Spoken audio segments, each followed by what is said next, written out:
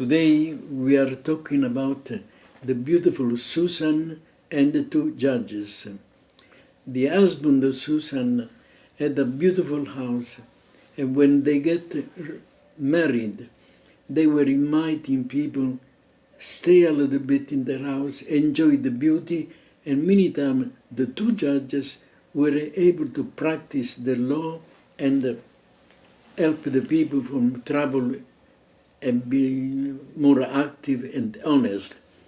It happened that the two judges fell in their heart so much love for Susan that they one day said, well, we will go home now because it's both judges, because it's time for having lunch. But didn't say the real reason why they were moving. Then they met together without knowing how could that happen. And they say, by the way, the reason I had said this, that I like to see Susan. She is so pretty and she is an attraction for me. The other judge said, I had that idea too. So we stay now in the garden. Eden, and nobody knows us. Susan arrived at noon time. She said to the helper and said, now close the door, let me alone and let me enjoy this beautiful weather and day. While she was alone, the two judges came out of nowhere, and they properly said, we are attracted to you and we will have sex with you. But if you disagree, then you will pay for something, that you will be responsible. She said, I love God, and for love of God, I will never sell myself to your invitation for sex. And so that happened. Then she started screaming. Then the helpers in the house ran, and they ran to Susan, and Susan told that these two were going to want to have sex with her. But then the two judges came more strong, and they said, is not this the reason we saw a young man running out as he saw us, and because she was going to have sex with him, liar on both sides. Daniel then came in the middle. The judges told the husband, we are going to have this section on judicial event that happened to Susan.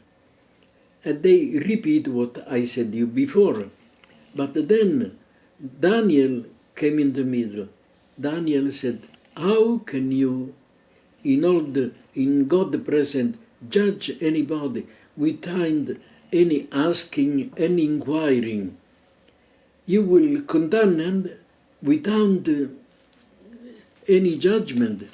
And then he said, okay, he said to the husband and to the other people, let me prove that they are wrong. So ask the first judge, I said, by the way, on what tree you find Susan having sex for this boy that the boy accused her of? And she said, from the pine tree. Then Daniel said, for God's sake, there is no pine tree in the garden. For this lie, you will lose your life. And that. Then the second judge came and said, by the way, under what tree the Susan and the boy, they were having sex? They said, under from tree. One tree that is unusual as name and existence, that as it is the reality, this tree doesn't exist in this country. So on your statement, you will be cut into a pay for all the disgrace you create for the Susan family and for the husband. God bless you and the justice comes through. Susan was loved more and more for being honest, and the judge for being dishonest. They paid for their own life. Thank you. God bless you.